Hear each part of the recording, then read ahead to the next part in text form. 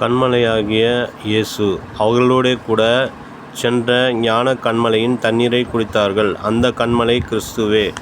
1 கொரிந்தியர் 10:4. ஒரு கடலில் கப்பல் சென்று கொண்டிருந்தபோது திடீரென்று அடித்த புயலில் கப்பல் சேதமாகியது. அக்கப்பலில் பயணித்த பலரும் கடலில் தத்தளித்து உயிருக்கு போராடி கொண்டிருந்தனர். ஒரு சிறுவன் மட்டும் அதிர்ஷ்டவசமாக பாறை மீது தள்ளப்பட்டான். 2 மணி நேரம் கழித்து மீட்பு குழுவினர் வந்து பாறை மீது இருந்த சிறுவனை மீட்டனர். அப்பொழுது அவனிடம், உனக்கு பயமாக இல்லையா என்று கேட்டனர். அதற்கு அவன், உறுதியான பாறை மீது நான் இருந்ததினால் பிழைத்துக் கொள்வேன் என்ற நம்பிக்கை எனக்குள் வந்தது என்றான். வேதத்திலும், இஸ்ரவேல் ஜனங்களை எகிப்திலிருந்து விடுதலையாக்கி கானான் தேசத்திலிருந்து மோசே வழிநடத்தி சென்றபோது தண்ணீர் இல்லாமல் கஷ்டப்பட்டனர்.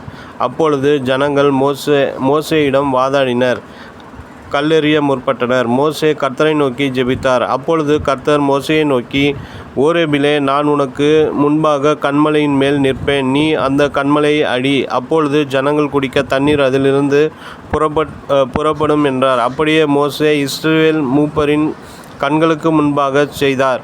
இஸ்ரவேல் ஜனங்கள் தண்ணீர் குடித்தனர். இதை பவுல் எழுதும் பொழுது எல்லோரும் ஞான கன்மலையின் தண்ணீரை குடித்தனர். அந்த கன்மலை கிறிஸ்துவே என்கிறார்.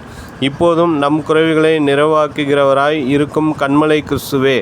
தாவீது என் கன்மலை, என் கோட்டை என தேவனை கூறுகிறார். அதனால் எதிரிகள் அவரை நெருக்கினாலும் மேற்கொள்ள முடியவில்லை. சவுல் பின்தொடர்ந்து வந்தாலும் தாவீதை தப்புவித்து காப்பாற்றுகிறார். இஸ்ரவேல் ஜனங்கள் வழிநடந்து போகும்போது மீண்டும் தண்ணீர் கிடைக்காமற் போகிறது. அப்பொழுது தேவன் பேசு என்கிறார். மோசே மக்கள் முறுமுறுத்ததினால் கோபப்பட்டு பழைய அனுபவத்தை வைத்து கன்மலையை அடிக்கிறார்.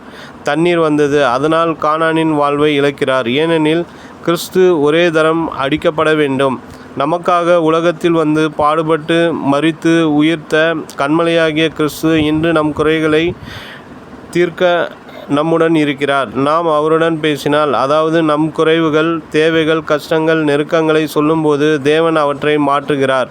எப்பேற்பட்ட கடினமான சூழ்நிலைகளாக இருந்தாலும் நமக்கு உதவி செய்வது அவருக்கு லேசான காரியம். எனவே சூழ்நிலையை கண்டு நாம் அஞ்ச வேண்டாம். சங்கீதக்காரர் கூறுகையில், கர்த்தரை எப்பொழுதும் எனக்கு முன்பாக வைத்திருக்கிறேன். அவர் என் வலது பாரிசத்தில் இருக்கிறபடியால் நான் அசைக்கப்படுவதில்லை. உலகத்தின் முடிவு பரியந்தம் சகல நாட்களிலும் கூடவே இருக்கிறேன் என்றவர் வாக்கு மாறாதவர். அவர் உடனிருந்து நம்மை நடத்துவார். ஆகவே கன்மலையாகிய கிறிஸ்துவை பற்றி கொள்ளுங்கள். ஜெபக்குறிப்பு: கம்யூனிசம் அதிகம் நிறைந்துள்ள கியூபா தேச மக்கள் ரட்சிக்கப்பட, மேற்கு வங்கம் முழுவதும் வன்முறைகள் தடுத்து நிறுத்தப்பட, தேனி பணித்தளம் சங்கீதா என்ற சகோதரிக்கு சொந்த வீடு கட்டப்பட, நம் வாலிபர் முகாமில் கலந்து கொண்ட வாலிபர்கள் தாங்கள் எடுத்த தீர்மானத்தில் உறுதியாய் இருக்க.